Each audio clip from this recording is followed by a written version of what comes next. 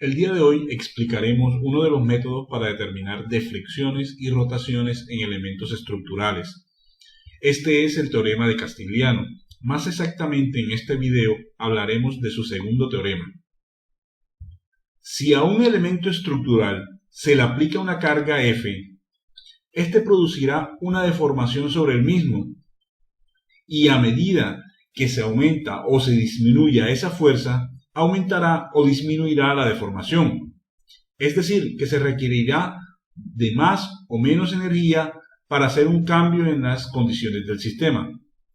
Esta energía se denomina trabajo y se determina por la ecuación mostrada. Pero podemos distinguir dos tipos de energía, una energía externa y una energía interna, la cual, según el principio de conservación de energía, deberían ser de igual magnitud. En 1876, Alberto Castigliano enunció un teorema que permite encontrar cualquier componente de la deformación de una estructura a partir de la energía de formación de la misma. El teorema establece que para estructuras linealmente estáticas, la derivada parcial de la energía de deformación con respecto a una fuerza aplicada es igual al desplazamiento de la fuerza a lo largo de su línea de acción. Es decir, que su forma matemática correspondería a la mostrada. También se puede aplicar este teorema para determinar la rotación en un punto a través de la ecuación mostrada, en donde la derivada parcial será con respecto a un momento.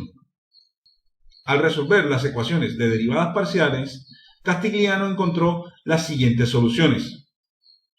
Para elementos cargados axialmente, como los elementos que corresponden a una cercha, estableció que la deformación equivale a la sumatoria de la derivada parcial de la fuerza con respecto a la carga por la fuerza por la longitud sobre el área por el módulo de elasticidad del elemento.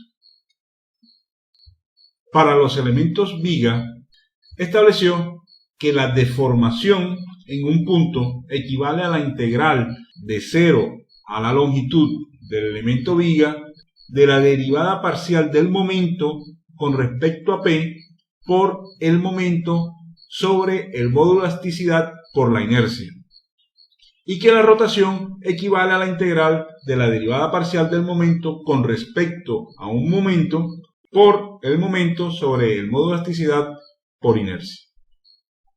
Y por último, tenemos para los pórticos la siguiente ecuación, en donde tendríamos los dos términos anteriores, en donde, si queremos simplificar dicha ecuación, podemos eliminar los términos correspondientes al efecto de la deformación axial.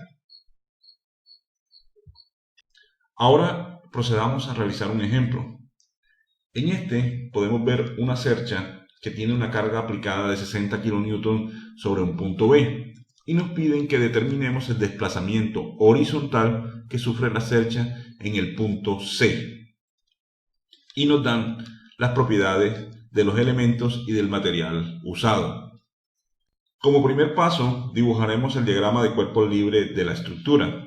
Además, como el teorema dice que el desplazamiento de un punto será producido por una fuerza y que ese desplazamiento será sobre la línea de acción de esa fuerza, debemos crear dicha fuerza sobre el punto que necesitamos y la dirección en la que queremos encontrar el desplazamiento. A esta carga se le asignará la magnitud de 0 para que no afecte el sistema que ya tenemos y la denominaremos P. Con este diagrama podemos determinar todas las fuerzas en los elementos en función de la fuerza P, sin reemplazar su valor. Empecemos por determinar las reacciones de nuestra estructura. Si hacemos sumatoria de fuerzas en X, obtendríamos que la reacción en X equivaldría a menos 60 menos P.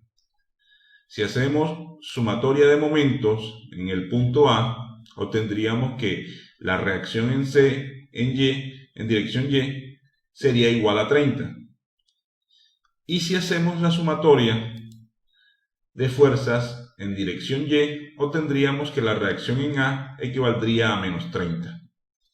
Una vez que tengamos las reacciones en función de la fuerza P, tenemos que determinar las fuerzas internas de los elementos, también en función de P. Para esto se puede usar el método de los nodos o el método de las secciones, cual a ustedes les convenga. Para mi caso voy a usar el método de los nodos, empezando por el nodo A. Al momento de seleccionar el nodo aparecerán dos fuerzas desconocidas, FAC y FAB, y un ángulo que depende de las propiedades geométricas de nuestra estructura. El ángulo puede ser determinado como la tangente inversa del cateto opuesto sobre el cateto adyacente, lo que nos daría para este caso un phi de 45 grados. Si hacemos sumatoria de fuerzas en Y, obtendríamos entonces que la fuerza AB equivaldría a 42.426 kN.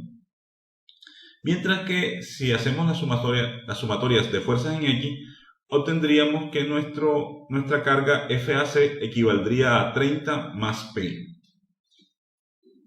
Ahora continuaremos con el nodo C. En este podemos ver que los elementos BC y AC tienen una inclinación, en este caso la llamaremos beta, y vemos que aparecen las cargas FAC, que ya conocemos del paso anterior, y FBC, que en este caso no conocemos.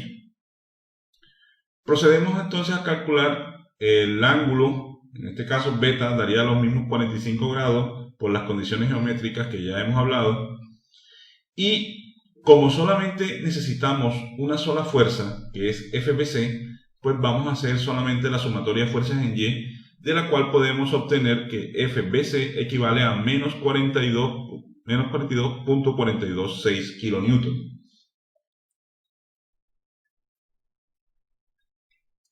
Como último paso, procedemos a aplicar el teorema de Castigliano. Pero antes debemos determinar ciertas propiedades que nos hacen falta. Por ejemplo, la longitud de los elementos, las cuales podemos sacar de las condiciones geométricas de dicha estructura, por lo cual, una vez que tengamos esto, ya podemos determinar todo el resto de cálculos necesarios. Por ejemplo, por cada elemento debemos determinar la ecuación de Castigliano, que sería la derivada de la fuerza con respecto a P por la fuerza por la longitud sobre AE. Para eso, para guiarnos, usamos la tabla mostrada. Una vez que hayamos determinado cada una de las propiedades para cada uno de los elementos, procedemos a hacer una sumatoria, que es lo que nos dice el teorema, y sumamos todas las características obteniendo el desplazamiento final en función de P. En este caso sería 30 más P, todo esto sobre 1.000.000. Una vez que ya tengamos esta ecuación, pues procedemos a reemplazar el valor de P, que desde el principio habíamos dicho que P equivale a 0, por lo que el desplazamiento nos daría 0.00003 metros, o lo que es lo mismo, 0.03 milímetros. Y este sería el último paso para resolver nuestro problema y lo que nos preguntaban desde el inicio.